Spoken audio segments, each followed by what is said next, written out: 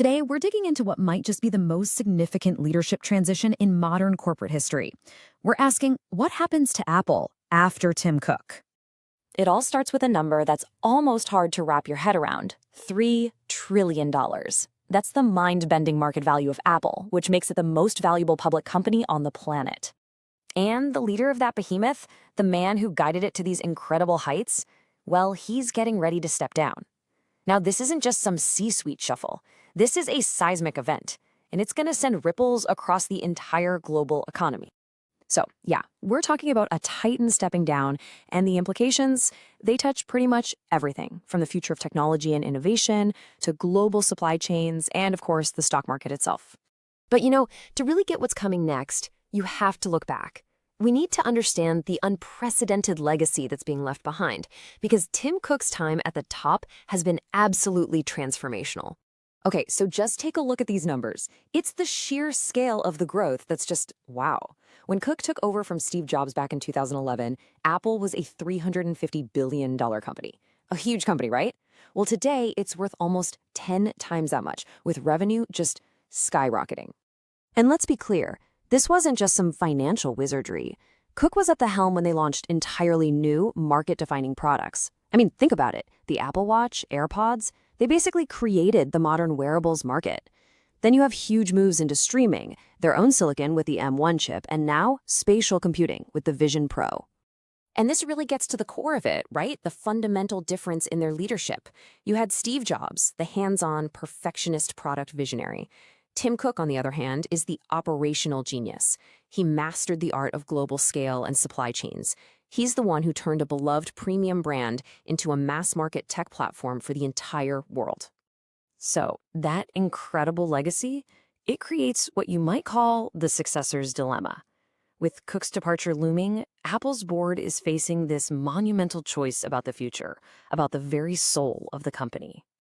And that choice really boils down to one fundamental question. What is the next chapter of Apple? Will it be defined by its iconic, beautiful hardware, or by its increasingly powerful and profitable software and services? And you can almost see this choice personified in the two leading internal candidates. On one side, you've got John Ternus, the Senior VP of Hardware Engineering. He represents that hardware-centric soul of Apple. And on the other side, Craig Federighi, the Senior VP of Software Engineering, who really embodies the company's booming services empire.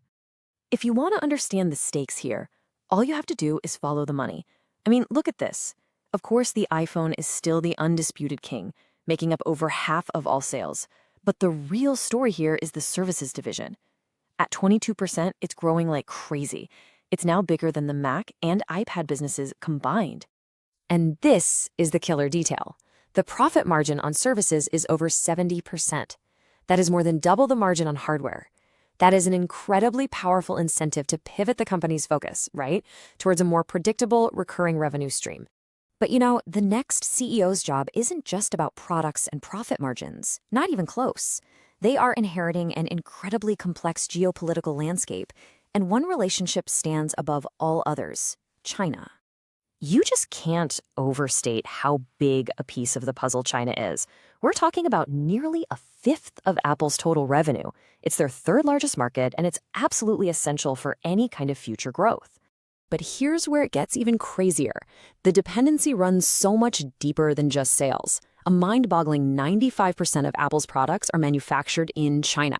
That focus has been the secret to their efficiency, but it's also become a massive vulnerability. So what does that create? Well, it creates an absolute minefield of geopolitical risk. The next leader has to navigate constant trade tensions, the threat of tariffs, and growing calls to diversify their supply chain, a process, by the way, that could take years and cost billions, totally changing how Apple operates. As you can see, this transition is about way more than just Apple. A change at the top in Cupertino sends shockwaves through the entire tech industry and really the whole global economy. I mean, just think about this for a second. Apple, as a single company, makes up roughly 7% of the entire S&P 500 index. So when major news about its leadership breaks, it doesn't just move one stock. It can literally move the entire market. And then there's the real-world impact on people. It's immense. We're not just talking about direct employees.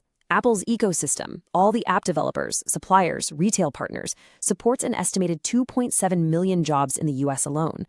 Its strategy directly impacts livelihoods. All of this really points to a new reality. The job of a tech CEO has completely evolved. It's just not about product vision anymore. I mean, we've seen it with the successions at places like Microsoft and Amazon. Today's leader has to be a master of geopolitics, a regulatory expert, and a diplomat. Which, of course, leaves us with the ultimate question. The choice for the next CEO is going to define Apple's identity for a generation.